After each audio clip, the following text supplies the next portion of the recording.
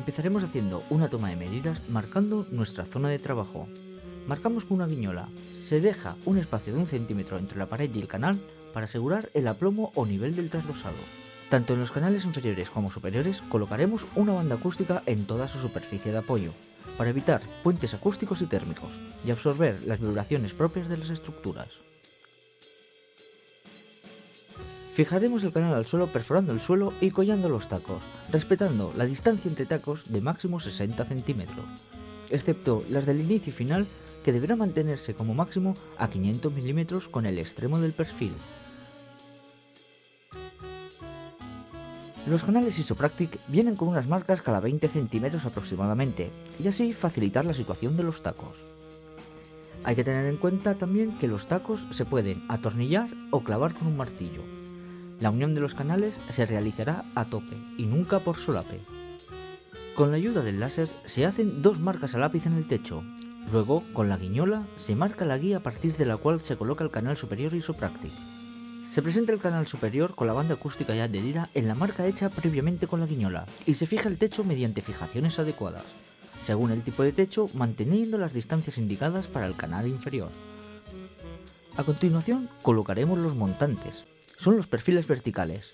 Será necesaria la banda acústica bajo la superficie de los montantes de arranque y procederemos a su fijación al paramento existente, mediante fijaciones específicas según el tipo de pared cada 600 milímetros como máximo, y al canal tanto inferior como superior con tornillos tipo metal o punzonado. Recortaremos los montantes intermedios para que su longitud sea de 8 o 10 milímetros inferior a la distancia entre suelo y techo. Los colocaremos entre las alas de los canales realizando un simple giro, distanciados entre ellos cada 400 milímetros. También es posible distanciarlos cada 600 milímetros. Nunca deberán atornillarse los canales, a excepción de los montantes fijos, que son aquellos que están ubicados en esquinas, arranques, cruces o huecos de paso.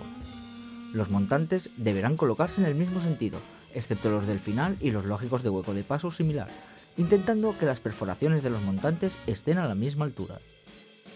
Cuando la altura del trasdosado sea superior a la altura del montante, deberemos encajar los extremos de los montantes solapándolos entre ellos o con piezas auxiliares manteniéndose una distancia de solape mínima según el ancho del montante. Para un montante de 48 milímetros, la distancia A mínima deberá ser 24 centímetros. Para el montante 70, la distancia A será mínimo de 35 centímetros y para el montante de 90, la distancia A será de 45 centímetros como mínimo. El trasdosado puede ser libre o con arriostramientos.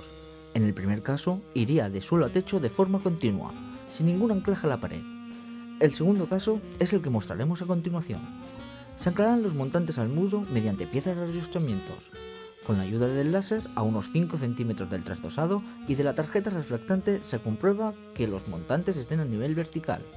Se presentan las escuadras en la cara interior de los montantes, manteniendo una distancia entre escuadras según la altura que deba alcanzar el trasdosado y el número y espesor de cada placa de yeso laminado. Cortaremos a medida la lana para que el ancho sea el mismo que la modulación establecida y la colocaremos entre los montantes. Cortaremos tantas piezas como superficie a cubrir.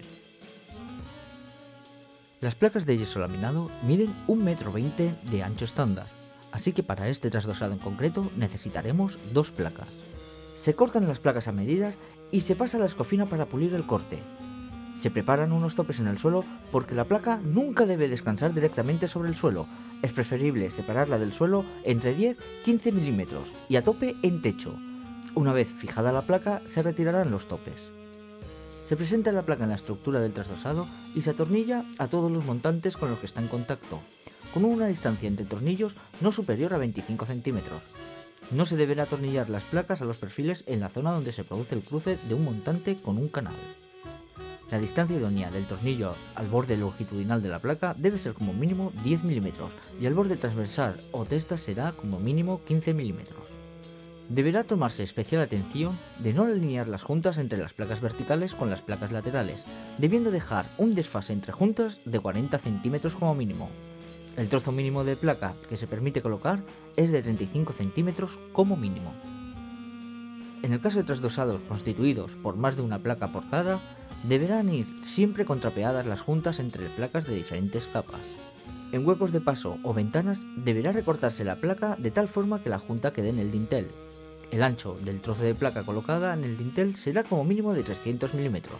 De esta forma nos aseguraremos que no se produzcan grietas en esta zona. El último paso a realizar es el tratamiento de las juntas entre placas. Mediante una espátula aplicamos pasta a lo largo de toda la junta, sentando seguidamente la cinta Isopractic sobre ella, presionando para que la pasta quede repartida uniformemente y sin burbujas. Una vez seca, daremos una segunda capa de pasta sobre la cinta dejándola posteriormente secar. Este paso lo podemos repetir tantas veces como sea necesario. Las partes visibles de las cabezas de los tornillos también deberán cubrirse con pasta de juntas. En este momento puede darse por finalizada la ejecución del trasdosado. Ya está listo para un posterior pintado.